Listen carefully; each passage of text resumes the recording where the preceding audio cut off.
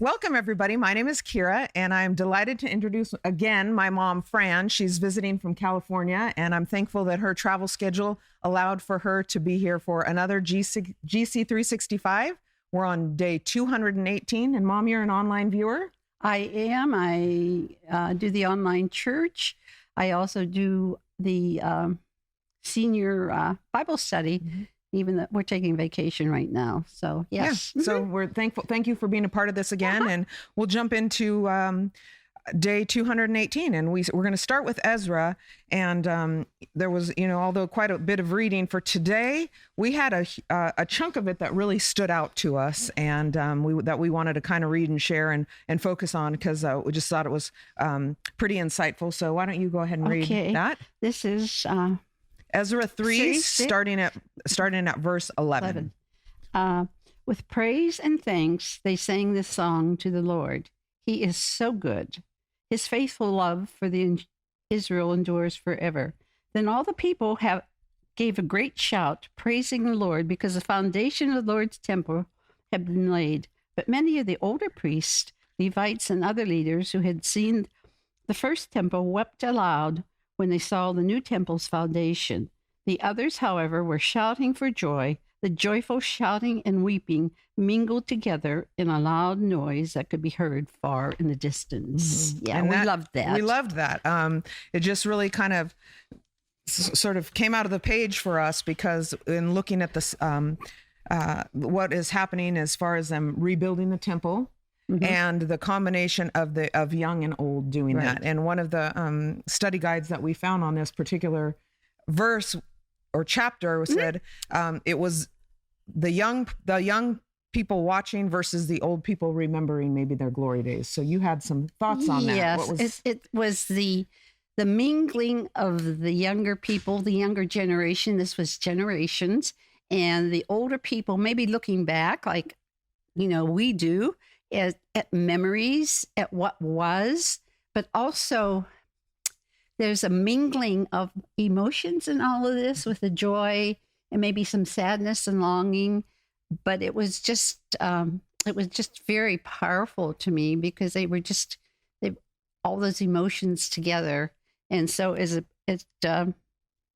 joyful shouting. Joyful shouting, which joyful is shouting. Shouting usually you don't really associate with joyful, but this was joyful shouting and weeping. And I think it's one of those things, when we talked earlier, the word that sort of describes this is bittersweet. Yes. And then how do you put that all together sometimes? Yeah. But also it was kind of like a new beginning, the new temple, the new foundation, the looking forward, the hopefulness that it would bring. And, the old folks looking at the glory days. Mm-hmm. One of the other things I kind of that I thought about as we were talking about this is that it's been a hard year for many people with the COVID, and we are kind of coming out of that right now, but the year has held some joy for people, maybe not joy, but thoughtfulness and some suffering by many of those and grieving for people that they have lost. So for right now, one of the things that I like to do as moving along in a hopeful way is I start listening to the sounds and the sights of the joy that people are showing, which are kids playing, music playing, family, the joy of family being together. So those are the shouting and joys that we can share now. I think a lot of joy and going on and gathering, and just young and old alike, and trying to listen to that.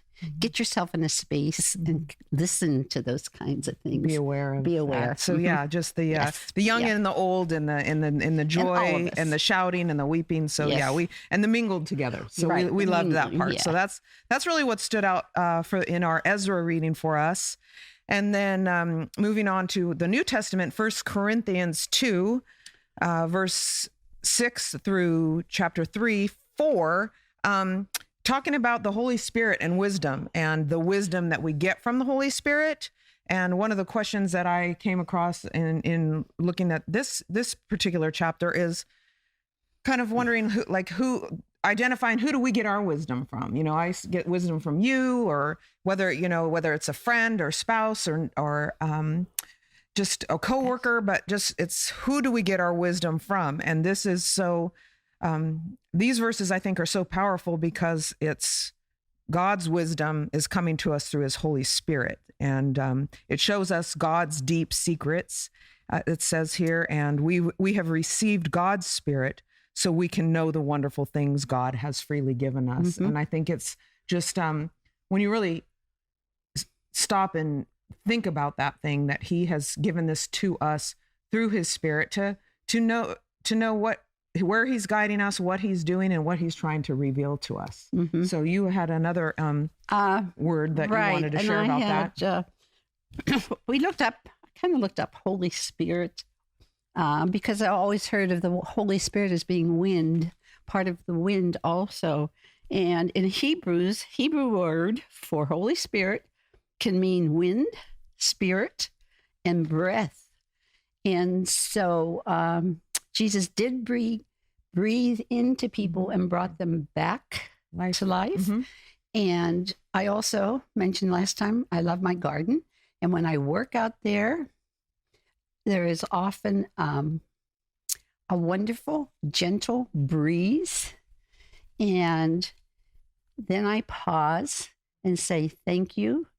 Because to me, that's the Spirit kind of moving along. Mm-hmm. I can take it in. I feel like being of this generation, I probably have more time to kind of observe and be aware of some of those things. But it's the wind is just is a wonderful thing. And as you said once, we had at our wedding. I remember we had an outdoor wedding, and just a breeze that kind of moved through. Yeah. Almost a different feel to the breeze. I don't know, but perhaps the Holy Spirit being present. So and it opens your heart. Yes. Yes. And then, so we're moving on to Psalm 28, 1-9. David talking about the kind of those who are doing evil, those who speak friendly words, but plan evil in their hearts. And then it goes on to say, which I thought was interesting, the Lord is my strength and shield. Oh, wait, let me go back. That was not the strength and shield. He will tear them down and they will never be rebuilt. That's the part I wanted to share, which is interesting as our earlier reading was about rebuilding. And then you imagine, wow, if something's not being rebuilt, that's pretty significant.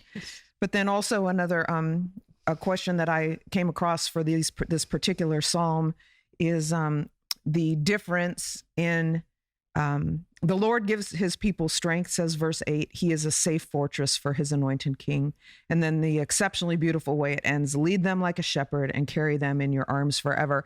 And sort of like kind of where are you in life, or where are we in life, or in our walk or our journey with God? Is he, what image means is significant and powerful to you today? Is it more of a fortress or is it more of a shepherd? And depending where you are in life. And well, I'm probably thinking shepherd, but my thoughts also, I mean, a shepherd leading me, but I also kind of thought, gee, the fortress is pretty good. I can just see this thing built around me, filled full of God's love, protecting me. Mm-hmm. So that's another issue, but for me, it's more of a shepherd. Yeah. And I agree. And I think also it's neat to hear, when David starting his roots as a shepherd, and then him just finishing or ending the psalm this way, lead them like a shepherd and carry them in your arms. Because then obviously that hits close to home. He knows what that is, being held close as he was a shepherd. So that's just so beautiful for him to end it that way. And then we had some good laughs about. May I say something? Yes. Also, in the Psalms, the first few paragraphs are David pleading for mercy and so forth. The last part of it is he comes through and prays for Israel, for the whole people. Mm-hmm. So it was for himself, and then he shifted and prayed for all of Israel. Yeah, that's good. Yeah, that's good. Thank you for that reminder. And So closing up for Proverbs 20, 24, and 25. We've had some good laughs about this. The Lord directs our steps, so why try to understand everything along the way? And you've been here for 10 days. And we've spent probably every day, maybe several times a day, saying, I don't understand what's happening here. But sometimes with laughs, sometimes with tears, but we try to understand. And that's what I love, that key word, why try to understand everything along the way, and then the whole going back to lean not on your own understanding. Yes. We're not going to understand. Why do we try? But we sure do anyways. Well, we're human beings. Yeah. And I think part of that human beings is I want to understand, but it's just accepting that we don't understand, but we will understand somewhere down the road. We will understand. We don't know when that is, but and I agree with you. We had lots of laughs and lots of tears from that as we read this and we went through it. So it was a good study for us. Yes, we had a great time going through this. And thank you for joining us today on day 218 of GC 365. And again, just may you kind of go into this day thinking about your shepherd or your fortress, and hopefully maybe not trying to do too much understanding, but just embracing all that God has for you in today. And again, thank you for joining us, Mom. Thank you for being here. I loved it. And may the Lord's Spirit dwell in you. Thank you.